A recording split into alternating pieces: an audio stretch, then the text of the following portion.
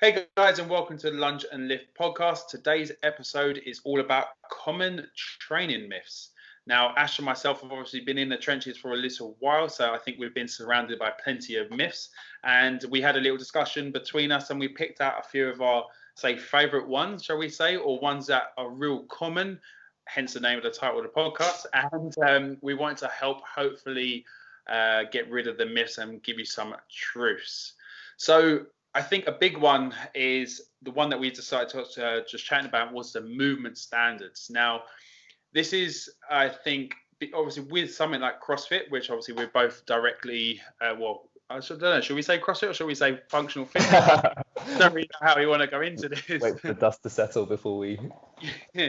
But with obviously, so movement standards within, say, the functional fitness space, shall we say, and when you're being judged, it's to make sure everyone is doing the same amount of work.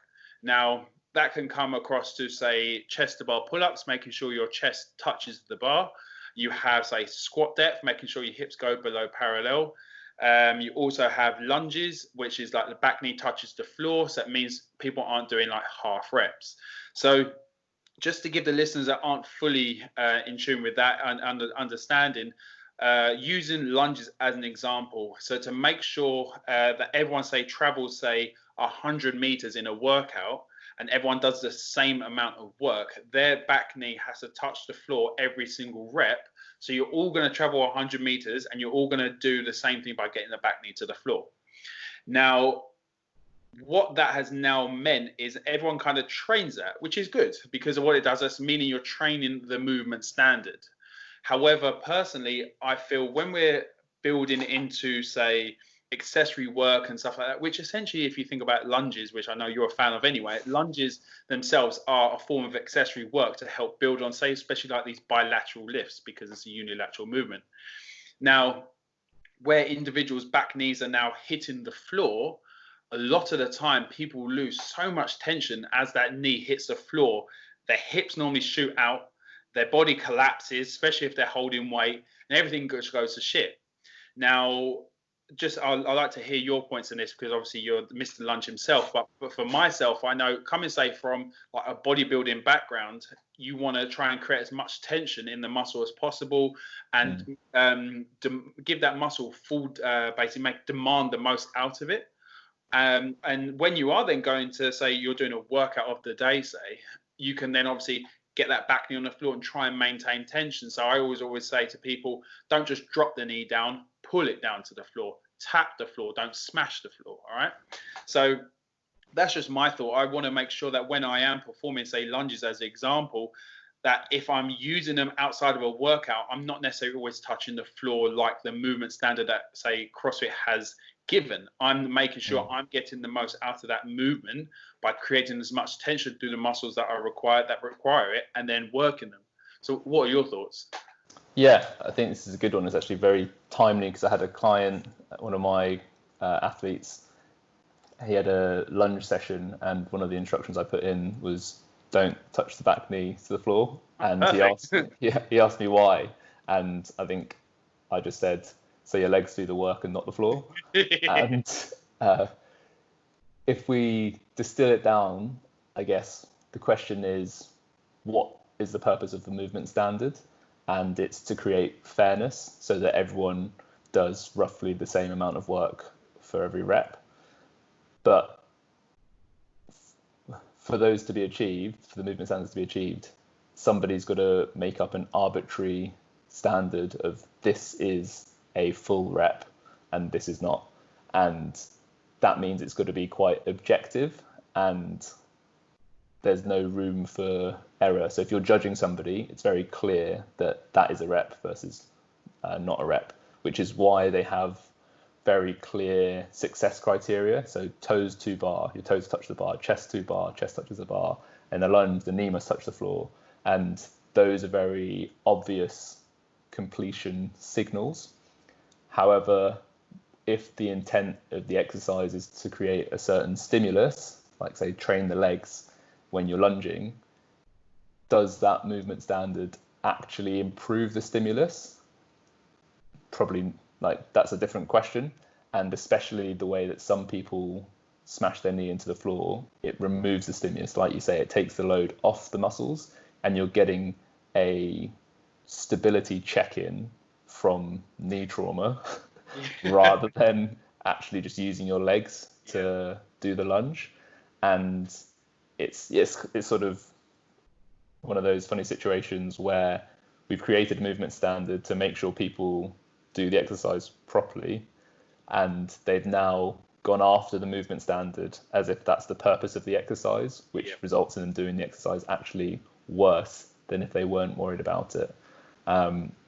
And again, it goes back to one of our earlier podcasts, like, what's the reason you're doing the exercise? If you're doing it in a competition, you want to make every rep as easy as possible, because you're trying to save energy, you're trying to be economical and fast.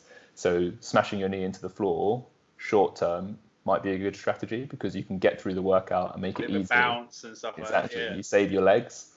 But if you're doing it in training to actually get fitter and stronger, then smashing your patella in every rep doesn't serve your long-term goal.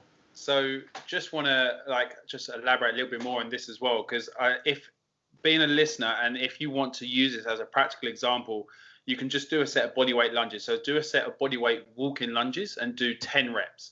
So for the first 10 reps, take 10 steps out, making sure your back knee hits the floor every single time. Then turn around, and this time what I'd like you to try to do is do the exact same thing, but squeeze your bum as hard as you can as you take your step, and imagine you're pulling your knee to tap the floor. So you're going to caress the floor or gently kiss it. You're not going to smash it, okay? And see how that feels. And then by the end of those next 10 reps, try and feel the difference between the first set and the second set. Do you feel your glutes more on fire? Are your legs more on fire? Do you feel more mind muscle connection than in the first set? But it's like, what I like is, for me personally, I do try and get my back knee to, say, tap the floor. One, because I have the range of motion in my joints to do that. But when I do hit the floor, I only tap the floor. So say, for instance, a reverse lunge. So I've done a reverse lunge with it tapping the floor, and doing reverse lunges without tapping the floor. And they are two different stimulus. I do feel much more of, say, a pump when I don't touch the floor, because I'm maintaining that tension all through the muscle, compared to when I'm tapping the floor. But if I'm just performing reps for reps' sake in a workout, say, then I'm going to tap the floor, because, as you said, to go through it. But I'm still trying to, in a way, get something out of it. Even though I'm, say, a workout for time, I'm not in a competition. So I'm still trying to, I'm not smashing the floor, I'm tapping the floor. That's where I'm differentiating between that, as you say. So I think movement standards, as we said, is they have a purpose.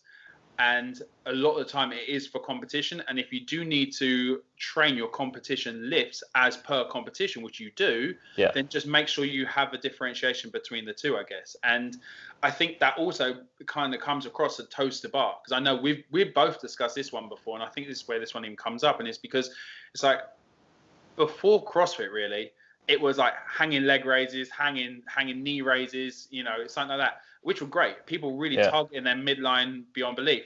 Then they said, right, okay, now you want toes to bar. So now they're having to get their legs all the way up. And a lot of people just don't have that room in their hips, so they can't make it fold over like that. Now, they're then feeling really bad that they haven't got that necessary range of motion, because it's a movement standard. But as I said, that's a movement standard for a competition, so don't feel bad about it. If you're getting your midline absolutely trashed and keeping it a reduced range of motion, surely that's better than going a bigger range of motion just to hit a movement standard and actually not feeling it in your abs at all. So again, I know you've already touched on that, but it's the purpose behind it, like the why. Why are you doing the exercise? Is it because you want to practice for competition? Sweet. But if it's you're trying to really target your midline, and you really want to do, say, a hanging leg raise / toes to bar, then find your range where you're at. So this is a side thing, but I remember when you programmed for me with toes to bars, and I remember doing that. There was not a toes to bar. It was like I had to basically maintain the tension for the reps, and basically my feet were about probably, I'd say, half a meter away from the bar every time. But the tension that built up in the cramp that I got in my stomach, because I didn't have a moment where I lost tension in my abs, smashed the bar, bounced off, and then let my abs kind of re-engage. They were under constant stress. So that's, I guess, as you say, that's the stimulus that I was after, or that you was after at the time when you was programming for me. Yeah, spot on. I think that's it in a nutshell, is what do you want out of the exercise, and mindlessly pursuing the movement standards, your body will find a way to achieve toes connecting to the bar by any means. If that's the task you've set it, it will find a way. So if you don't have the ab strength through the range, you don't have that compression, maybe you're tight on the backside of your body, you'll use speed, you'll use momentum, you'll use your lats. Like that's the classic when people are like rolling backwards, and especially like guys with strong upper bodies but poor core, they will push down on the bar so hard that the hip barely flexes, but they can get their toes to the bar because they just roll up so much. That sounds similar to me. Yeah, there's nothing wrong with it. And the thing is, in a competition, that's a legit strategy. If you want to save your abs, because maybe you've got GHDs or something else in the workout, you can use your lats to get your toes to bar, because you are trying to achieve the reps with as little energy expenditure, as little local muscular fatigue as possible. But if you're just somebody exercising and you want hanging core, you're much better off doing partial reps where you keep the tension on the muscles that you're actually trying to train. But again, using the word partial reps says that toes to bar is to full range of motion. But I guess full range of motion is dependent on the individual. So your partial rep might only be to say chest height, really, if in an exercising thing. But I think that kind of follows nicely onto one of the other myths that we were discussing, which was squat depth. And because that's a movement standard, which, you know, especially with an exercise like a wall ball or an air squat or whatever, making sure your hips go below your knees. Now, that's really good for judging wall balls. I actually found, and I know one of our other listeners as well, Josh, when he actually shortened his range of motion, he felt the same as me. So where your hips go just below parallel, you keep so much more tension that you actually spring back faster. So your wall ball is faster, your cycle speed is faster, rather than going all the way down, smashing the bottom. So say, for instance, sitting onto your heels and then driving up. So you lose tension, have to find tension. And yeah, it's only a 9-kilo ball. But when you're doing, say, 100 reps, the more tension you can maintain, the better you can get. So I remember discussing this with him. And I think getting below parallel is like the three options really is parallel, which is knees and hips in line with each other. You've got arse to grass, as they call it, pretty much where your hips go below parallel as low as they can. Sometimes that encourages a butt wink where the hips start to round and tuck under. And then you also have above parallel. Now, I don't really want to go necessarily into the butt wink thing just yet. I think that could be a whole nother episode. Yeah, but if we're just using those three standards, is I guess a lot of the things that we discuss, it always comes down to what's your intent and what is the purpose of you doing a set exercise. So, but I kind of want to try and think beyond that and try and give our listeners maybe a different thought process. And maybe if we just discuss maybe some of the benefits of parallel arse to grass and say above parallel and where they might be, why you use. Yeah, I think if we look at it from a functionality point of view, a lot of people hate on not breaking parallel, so squatting above parallel, but that power position is very important in a lot of sports. There's a lot of sports where you don't need to squat below parallel, especially like jumping sports, stuff like basketball. You'll almost never see a basketball player squatting below parallel. And so building the capacity to generate force in that partial position is very transferable to a lot of sports. And a lot of people who come from a sporting background might struggle to get to parallel or below. And in a CrossFit or gym-based setting, it's like, oh, they can't squat. It's like, well, they're pretty athletic and they can perform pretty well on field. So does that mean they need to squat arse to grass? Maybe not.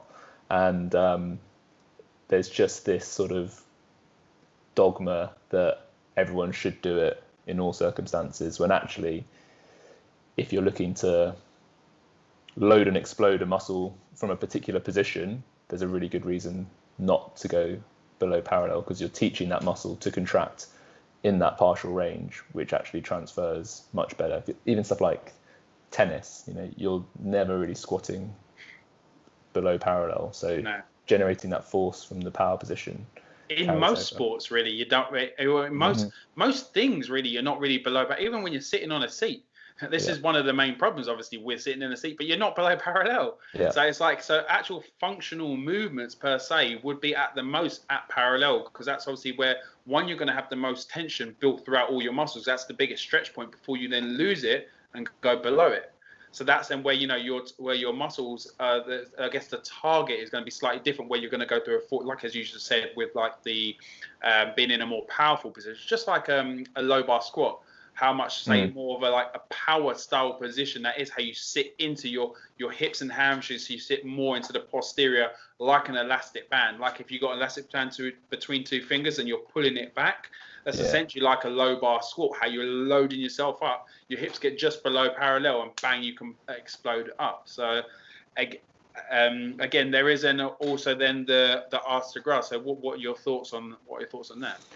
Well, arse to grass is glamorized because it shows you've got a good degree of flexibility and control through a full range of motion, and benefits of training the muscles through full or greater range of motion is that you do more work. So from a stimulus point of view, your glutes, for example, will do more work by stretching more under load. So for every rep, you're getting a greater stimulus. And being stronger in a fuller range of motion gives you more options, because you then have a greater range to access if you so choose. Whether that's relevant to your sport is a different conversation. And I think, well, kind of like we said before, it completely depends on your function, whether that's required or not. If you're an Olympic weightlifter, then definitely you need to be strong all the way through your range. So that will give you the option to catch as low as possible, because you're then very strong in that range. So with the general exercise, obviously we want to get as much out of every rep as possible to get them their training stimulus, but that doesn't mean that they can't get a good training stimulus out of a non-arse to grass squat. And it's a common thing that people say is that, oh, I've seen this person squatting and they squat much lower than me. Does that mean I'm doing it wrong? It doesn't mean you're doing it wrong, but you've got to make a decision as to how you allocate your time. So if your goal is an aesthetic goal and you just want to grow your legs, do you have to squat arse to grass to grow your legs? No, you don't. Could we get you squatting arse to grass by spending time on your movement mechanics and mobility? Yes, but the amount of time that takes, there's an opportunity cost against your aesthetic goal. So I've had this conversation with one of my clients in particular. I said, look, we can spend 20 minutes at the start of your session doing silly lunges and mobility work, and in a few sessions we'll get you there. But that means we're not going to be squatting heavy in those sessions, and we only train twice a week. So we're missing out on progress towards your actual goal. Whereas the arse to grass is basically a status goal. It's like, I want people to think I squat well. Whereas actually, once you're out of the gym, your hour a day, you're not in the gym, no one cares how your squat is. So you might as well just have bigger legs. I like that. And it's just because I think when it comes to using, say, like you mentioned about a basketball player, and it's just so obviously where most of them say would probably say keep it above parallel, as if they're doing, say, a squat to transfer to the sport. Whereas obviously if they're looking for, say, full development of their legs, they're probably going to do a full range of motion squat rather than a half squat. But I guess a lot of that does boil down to if you've got the stability and mobility in the first place to get, as you say, get arse to grass, because if you're putting yourself down there into a compromised position, is it really worth it? As you said, it's just a status thing, so that on Instagram or that the other people in the gym see that you do this full range of motion squat, but what they don't see is the pain that your back is in for all the hours after that, because you kept going way below your range of motion. And you know, it's I when I watch back, because I'm a big advocate of filming your lifts. I think when you train, even if it's not to post on social and stuff like that, to just to film your stuff, because if you kind of have an idea of what you're looking out for, it's important to see and give yourself feedback, especially as a coach. And myself is unless I'm working with a coach, which I'm then sending myself off to, if I'm doing it myself, I watch my squats. And now, say as the squat as the example, when I notice I've done a rep which is a lot, say, faster, and I've, say, essentially switched off and used a stretch reflex, and I can see the difference in control. And what that then tells me for my next set is in core, okay, make sure I'm focusing on, say, pulling myself down to the bottom of the hole, pulling myself to my range of motion rather than getting to the bottom. Because the bottom is different compared if in a controlled way and just a drop. And I know in what I remember saying this in class, and it's like, if you go down slower, you'll probably come up at the same speed or faster. If you go down fast, you're nearly always going to come up slower, because you're hitting the bottom position. And normally, I'm not talking about this in general. I'm talking about this in when you're, say, lifting weights, you're getting towards your heavier weights. This is where people then, they get to their heavier weight and kind of disregard all their prep work, and then they go to this default mode.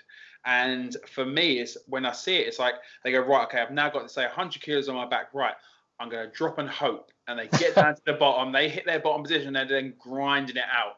And I've watched back some of my old videos, and I know I've done this, and I'm pretty sure we all have.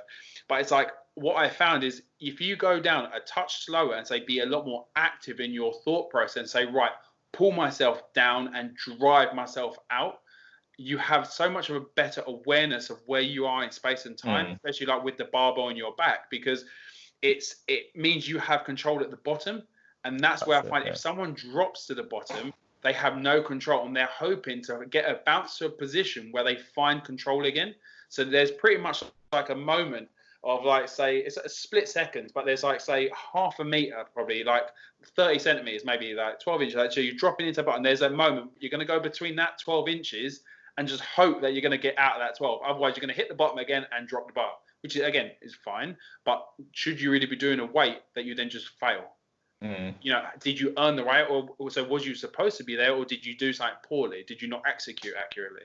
And I just think squat depth is something which is a common, as we discussed, is a common, say, thought process of there's a right and wrong way. But as we've discussed, I guess it depends. I'm sorry, guys, but this is pretty much what we all say too. But it does depend. So when one of the other things is how compound movements are better for you than isolation movements. This is another training myth which I see quite often, and I know I've been accustomed to this. My thought process, you might as well get bang for your buck, get the biggest lifts, get the most of your time and get out. Now, as a trainer, especially, you use your client as an example. I think that was a really good one. So in a way, the lunges are the isolation, and the squats are the compound, right? So you're saying to this person, right, this is just that particular example. That's not what I'm using this for. Yeah. But say, for instance, for myself, I could say, right, we're going to squat because I only see you once a week. So because I want to get that, your goal is to, say, get stronger. I want you to get the most out of our sessions as possible. So I'm going to give you some movement prep to get you as close to moving well that I need you to, and then we're going to get into it rather than, say, spending, say, 20 minutes on trying to perfect it, if you know what I mean. So I'd always be like, right, get into that, get all the big movements done, and if we have time, maybe get some accessory work. So say like the isolation stuff, like the curls and the push downs and stuff like that. Now, obviously that has a purpose. As I said, maybe if you're only seeing someone once a week and you can get them to do the fluff work as like the isolation work outside of that, and they can do it themselves without the coaching. But what are your thoughts on that? It depends. So I think bang for buck is a good phrase for this one, where if you only have limited time to train, you want to achieve the greatest stimulus you can and cover as many bases as possible in that time. So if we're looking at a normal gym goer who's training maybe like 2 to 5 hours a week, to train, if their goal is aesthetic, let's assume that as well, they want to train all their major muscles, get a good stimulus for either hypertrophy or just burning a lot of calories. Doing compound movements in that limited amount of time is going to achieve that with much more total coverage, I guess. When you start to have more time available is when I would look to incorporate isolation movements for an aesthetic purpose, because then you're starting to think, of the specific proportions of, like, I want my arms to be bigger than my shoulders, or, you know, that's more important to me to grow certain muscle groups. Obviously, if you're a competitive bodybuilder, then the proportions is a massive part of the sport. So being very dialed into which muscles pop compared to others will necessitate you being more specific with those isolation movements, because if, say, you're a glute dominant squatter and you want to grow your quads, doing more squatting is probably going to grow your glutes more than it's going to grow your quads. So that is a potential business case for the leg extension machine, even though that's not something I'd ever do to somebody. I guess. So just with that, so just to clarify it for those that may not know, so with a compound lift, we're thinking about something that uses multiple muscles all at once. So we're thinking big movements like, say, the squat, the deadlift, the strict press. They might be, say, dominant, say, a hip hinge, a knee flexion, or say a press, a pull up. But they're not necessarily isolating the back or the shoulders or anything like that. They are working the shoulders maybe as a dominant mover, but you're working so many other things at once. And that's where obviously CrossFit is, like, that's its focus pretty much from the start, has been to do big global movements like that. Whereas when they wanted to be as far away from bodybuilding as possible, really. It was like, no, you don't need to do the curls. You want to be functional. And then obviously we had like Marcus Philly and Ryan Fisher, stuff like that, with the functional bodybuilding stuff, because you then realize, actually, me doing this curl, it doesn't have to be on a BOSU or anything like this. It can be like standing there doing some single arm curls with a dumbbell will actually help your pull-ups.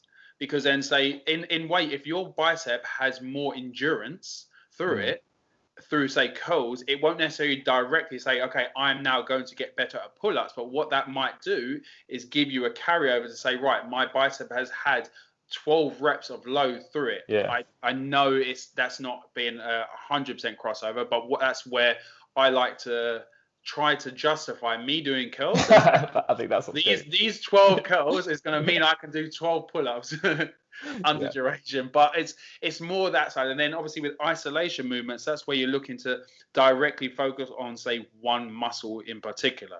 Like, say, that, like, often you're using like cables, or you're using, say, dumbbells like preacher curls.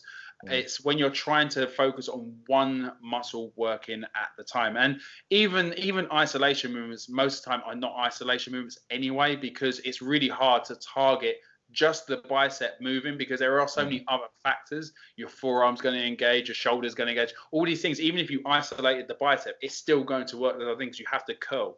So you have to have a bit of movement. But go on. I was going to say, well, that tells you something about the body, is that it's not designed to work in isolation. So the body is designed to achieve tasks of movement by any means possible, and hopefully biomechanically optimal means. So if you're saying, I want to pick up this weight and move it to my shoulder, your body's going to use the whole body to do it, which is why cheat reps, doing air quotes, is a thing. Like, your body naturally does that because it's just focused on getting it from A to B, and to have that mind muscle connection is actually very unnatural, and it's a very trained, deliberate thing to overload one muscle for the purpose of bodybuilding. So when we use really strict isolation and mind muscle connection, the goal behind that is to grow that one muscle and not its neighbors, which is very counter to what the body wants to do. The body wants to just create huge global movements where everything's working together. And so to go back to the functional bodybuilding thing, where they're saying that doing bicep curls helps your pull-ups, that is just a justification for wanting bigger biceps. That's all it is. Well, again, he does say, look good and move well. Yeah. That's that. He doesn't say it's not. That's just my justification for me wanting to do curls. And really, there's nothing wrong with that. And I think that's the first thing to say, is that it's called functional bodybuilding. So it's bodybuilding. I would say it's bodybuilding with a more functional focus. So you're sacrificing some aesthetics in exchange for better functionality compared to a normal bodybuilder. But what it's not is bodybuilding improving your functionality. It's not. Like, if you want to be more functional, you do more functional movements. So if you want to get better at pull-ups, to start, you like do ring rows. If you want to get more volume in, but you can't do any more pull-ups, anything that looks a lot more like a pull-up is going to transfer over more. It's like, if trying to think of a sporting analogy, if you were trying to get better at hitting a forehand in tennis, doing wrist curls to improve your wrist strength is nowhere near as good as doing, say, like just practicing forehands with like a heavy ball, or, you know, doing Indian club swings in the same way as you would hit a forehand. You're strengthening your wrist, but in proportion to the rest of your body, and continuing that same movement pattern. So the carryover is very close, whereas doing an isolated wrist curl, probably in a different position to what you would be doing, what you'd be using in tennis, it's just working that one muscle out of sync with the core movement. However, if we bring it round to like a movement correction point of view, there is a case for what at Red Pill we call integrated isolation. So if we look at a pull-up and you've got some dysfunction from, say, a shoulder injury where you are underusing certain muscles, so say you're very trap dominant because you've had a neck injury from rugby, or you work behind the computer all day, so your traps are just very hyperactive and they want to get involved in everything. So when you start doing pull-ups, you shrug up and your shoulder's not in a great position and it feels uncomfortable and you just get it all in your traps. Then we've got a case to say, right, can we create a situation to try and isolate, say, the lats, which we want to be doing more, or the biceps potentially, to pick up some slack in your pull-ups, which will then result in a better movement pattern. So how can we tweak the hand position, the grip on the bar, the angles? Can we use a certain type of ring row to teach bands? Exactly. Like, there's loads of things we can play with then, which we're still trying to stay as close to a pull-up as possible, but ask those specific muscles to do more. And you could class that as a type of isolation, but it's still as integrated as possible. Versus doing like a really specific lat isolation exercise and hoping that it transfers to your pull-ups. I think a really good one with that is people that can do like 90 kilo lat pull downs, but they can't do a pull-up. Exactly. And it just shows you that. And because the thing is, it's like for myself, more as like I say, I've definitely kind of gone back more to being more of a strength athlete than, say, a CrossFitter per se.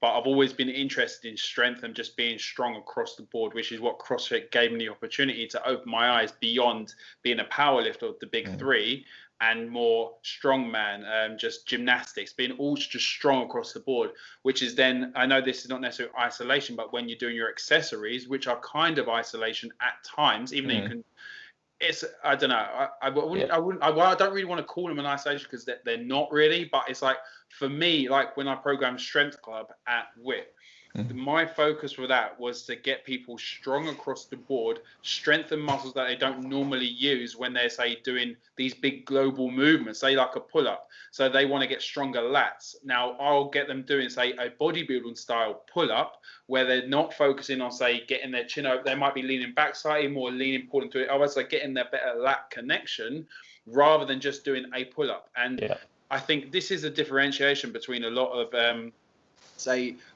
CrossFit. A lot of the time you have a target, say, reps to complete. Whereas with bodybuilding, you might have a target reps, but the idea isn't necessarily to get to that target rep. The idea is to absolutely hammer that muscle to the point where it can't do that. So you might say, that's why a lot of time bodybuilding has rep ranges. So, you know, give me 8 to 12 reps. I want you to pick a weight that you're probably going to start to fail at 8, and can you get towards 12? So I don't care, which is also why I like working in time domains. Like, say, I want you to do 60 seconds worth of curls. So you might do 60, I'm just using curls again as an example, but so I'm going to be doing some hammer curls, and I then might have to rest for a bit with them by my side, but I'm not letting go. Then I'll do another rep. And yes, I then might do some more cheating style reps. But what I like to say to myself and to clients, if you ever cheat a rep up, give back, so control the negative down, because otherwise you're just moving, and then that's not the goal. So for instance, for me, I like to use, like, say, cheat reps as an example to overload my biceps. Like with a barbell curl, I'll do normal barbell curls until I can't do any more. Then I'll pretty much use a kip or a hip hinge, get it to the top and control the negative down until I can't control the negative. And then that's it, I'm done.